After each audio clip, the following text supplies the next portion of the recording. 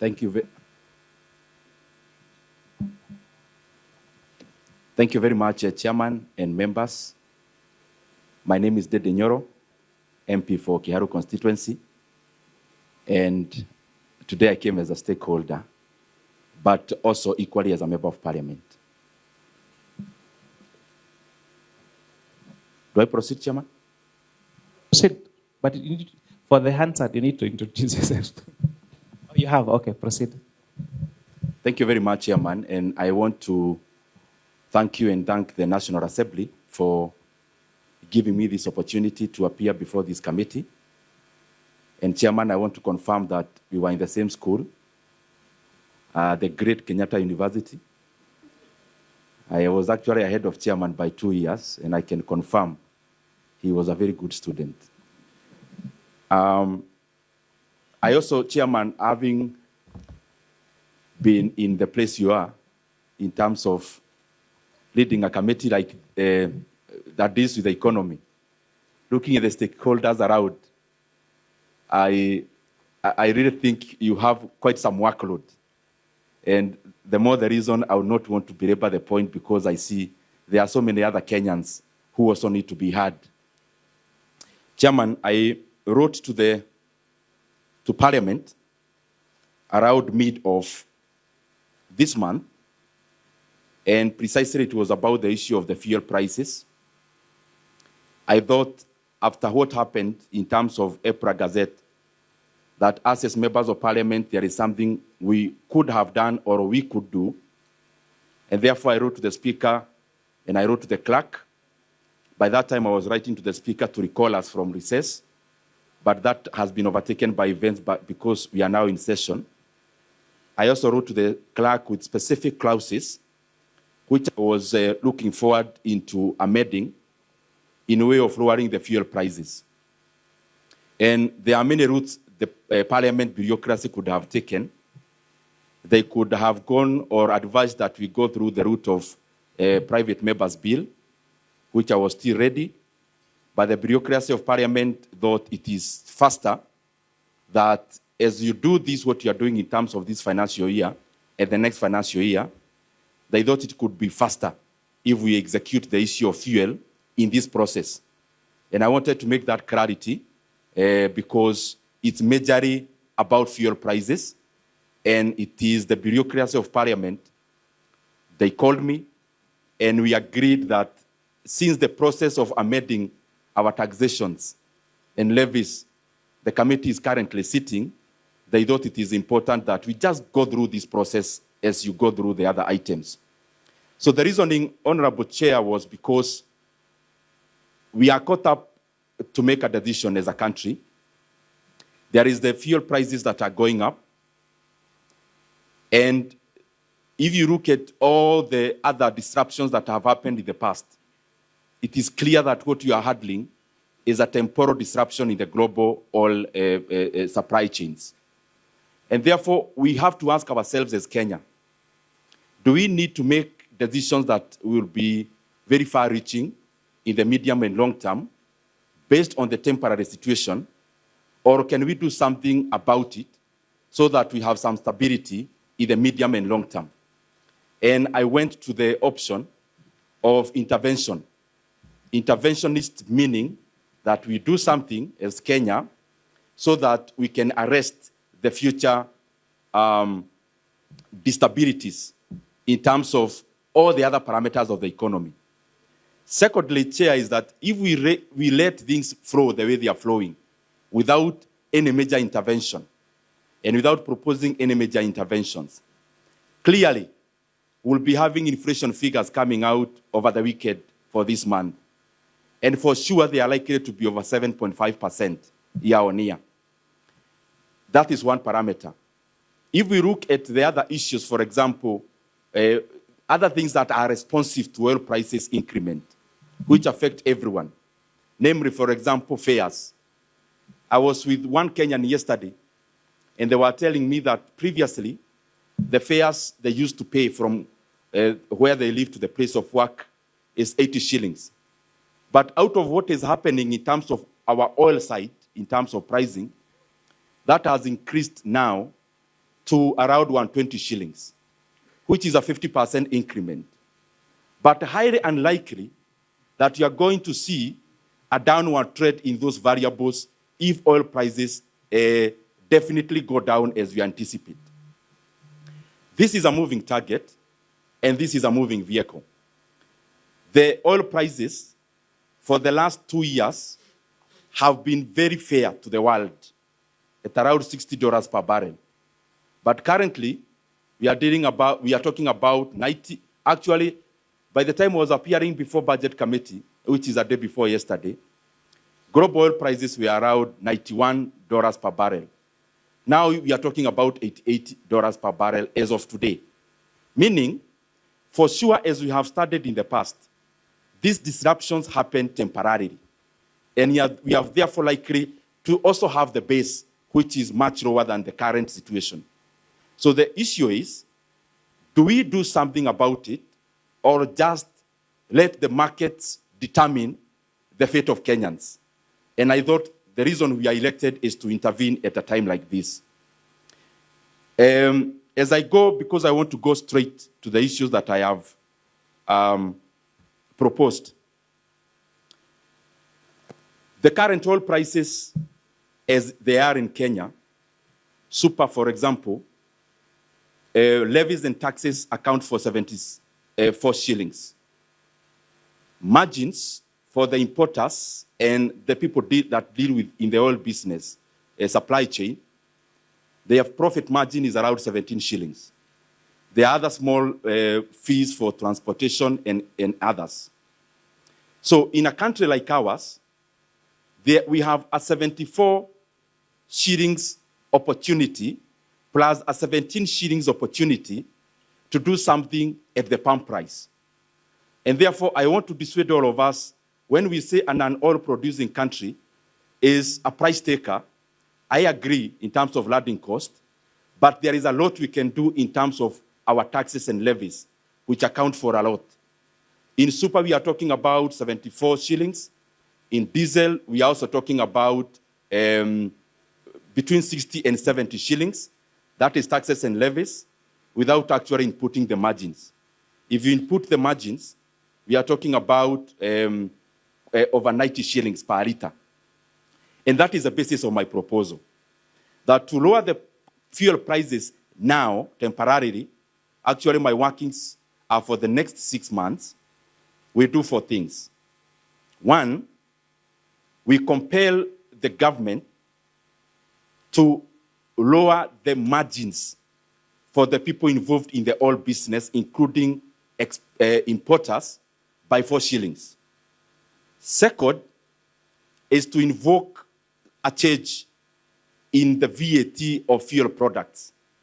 From the current 8%, we tax exempt for the next 6 months, and that will give Kenyans reprieve by around 17 shillings and 15 shillings for diesel and super petrol, respectively. The other thing is that we reduce the fuel levy, what we usually call RMLF, Road Maintenance Levy Fund. There is a levy we introduced in the year 2024. We can do something about that by revoking it, because the situation has changed. So that will save across the board around 7 shillings. And lastly, is that we go to the PDL and Fuel Stabilization Fund, and we fetch some 3.5 billion shillings, and we give additional subsidies for diesel. In my workings, because I don't want to belabor the point a lot, we are going either by forfeiture of revenue or by actual injection in terms of subsidies. The intervention is costing, because I'm summarizing, in a nutshell, around 48 billion shillings, but that has been adjusted to the response on the demand side, because higher prices will definitely lead to a lower demand of the products that I'm talking about. And my workings in this proposal is that Kenya consumes around 240 million liters of diesel a month and around 185 million liters of diesel, of super petrol. Those are my workings. Maybe the other thing I can add is that I have been able to check at what other countries have done in terms of the responses. And this has been also informed by their level of taxation and levies even before the disruption happened. And I feel we are in a good space to adopt my proposals. Because, as I said before, we can just say we need revenue, which is okay. We need revenue as government. But revenue always comes at a cost. At what cost to the entire economy? And therefore, I want to persuade all of us that we go on the route of being interventionists other than being laissez-faire, so that we can do much more than has been done. There are some few interventions that have already been done, but I feel those are not far-reaching enough. As we check even in our VAT Act, you realize that my proposal, to a large extent, some of the things I'm proposing are not outliers in history and comparisons. There is a time you were at where I'm proposing. Before 2024, sorry, we were at the level of RMLF that I'm proposing we go back to. Previously, in our country, we have been at the base I'm talking about in terms of VAT. So we can actually benchmark within ourselves as Kenya, that we have been there before. So what we are asking for is not an outlier, even when we compare various situations in history. The other thing is that Parliament, the reason why we are elected and we don't meet, we meet in perpetuity, is because the reasoning, because the economy also have intelligence, just as the country, is that situations change. And the more the reason we are elected as members of Parliament, as permanent members. Permanent means in the term of 5 years, we don't meet, let's say, once a year. It is for a situation like this, that when we realize that there is a situation that needs us to change laws, then we invoke that responsibility. And that is what I'm tapping into. However, lastly, Chair, because I would also want to leave all the other minutes for members to interact in terms of questions, I have to say that I envied the church when they were here, because on this side of stakeholders, the church came in unison, from Anglican church to evangelicals. I am feeling very lonely here, being just alone. And I am requesting the members of Parliament, we are talking the same language. There is only too much one member of Parliament can do. And I say so because, Chairman, I have appeared before this committee before, earlier this year. And that issue that we were proposing back then was about Safaricom. 15% GOK sale of Safaricom. And as I said before this committee, is that some of the alternatives and proposals we give are not just concrete opposition sentiments, the way you just become concrete and immovable. We give them as alternatives. And we don't give them because we know better than anyone else. It is because out of many opinions, the best may emerge. And I am glad even after appearing on the issue of Safaricom, which again, I was all alone. The court actually have sided with the exact proposals that I brought before this committee. And that's the reason GOK has not received the money the buyers. So even as I come to give these proposals today, I am not coming here because I am different. I am coming here because I am one of you as members of parliament, and I am one of the Kenyans.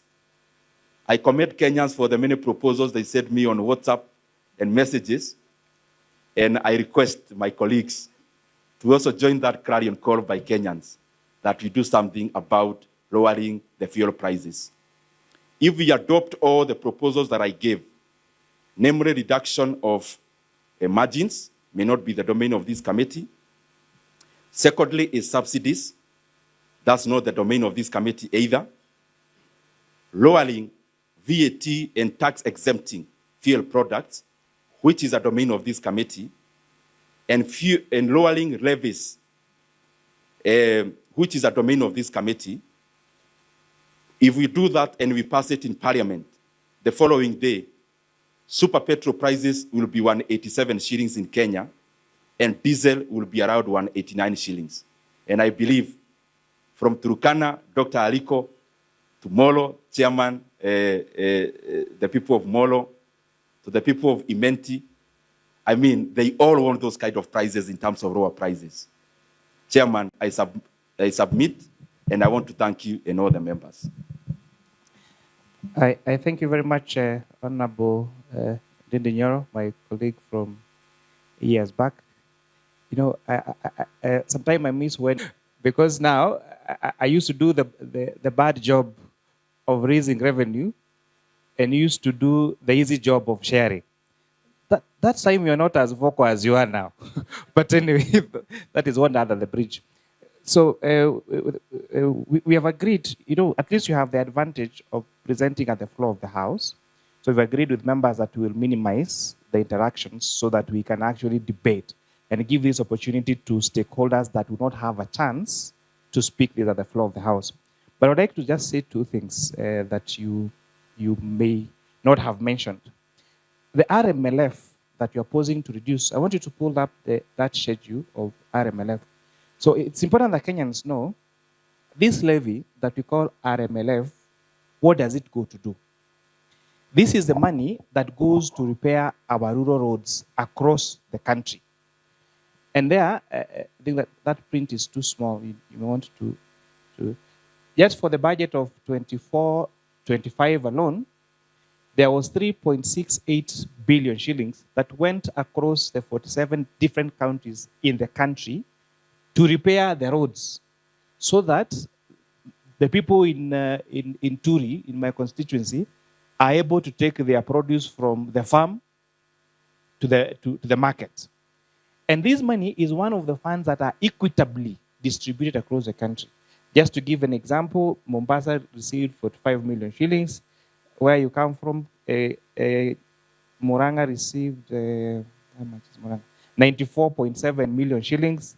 Where I come from, Nakuru received 183 million shillings. Nairobi received 120 million shillings. So which would mean, essentially, that if we reduce RMLF, the truth is, consequently, we will have to reduce the money that goes to repair our roads, our constituencies. That's number one. Number two, on the issue of exempts, okay, and again, RMLF is not the purview of this committee, but reduction of VATs.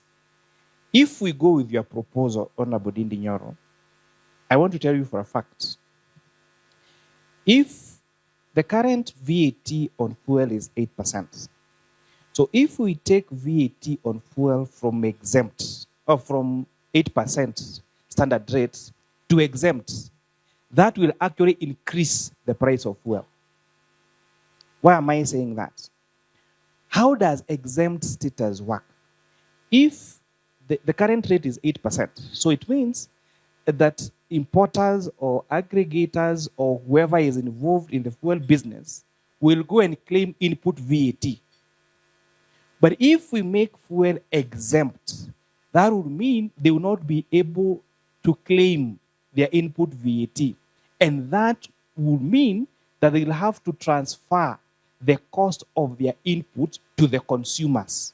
So if we would take your proposal number C, reduce VAT by 8% and classify the products as exempt, all the professionals here will tell you the price of fuel would actually go up and not reduce.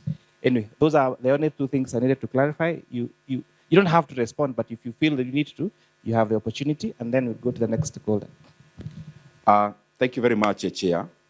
And I want to start with the latter one, because that's not correct. The current VAT regime in terms of fuel pricing is that they are vatable. We move from vatable to exempt to zero. Anything vatable is definitely more expensive than exempt. And anything exempt is definitely more expensive than zero. Let me finish, Chair. Through this committee, we processed a reduction of tax from 16% to 8% last month. Does it mean that this committee actually wanted the fuel prices to increase? Secondly, the other question, RMLF, what you have highlighted here is fine, but it's not in entirety. It is superficial. It is superficial in this manner. What you projected is what goes to counties. But the roads budget comes into three streams. One stream is GOK funded. The second one is externally funded budget. The third one is recurrent. And recurrent is basically what we call RMLF. And in those three budgets, they are almost actually equal. I appeared before the budget committee, and my proposal is not taking money away from the roads. It is actually rearranging. I already have on the expenditure side proposed cuts of over 100 billion shillings, which some of them will be moving from the stream of road in terms of maintenance into GOK funded, still adding up into roads. But if you check in my proposals, Chair, I have also actually included excise duty as part of my proposals. I never highlighted it a lot because it's a fallback position. It's fallback because of this.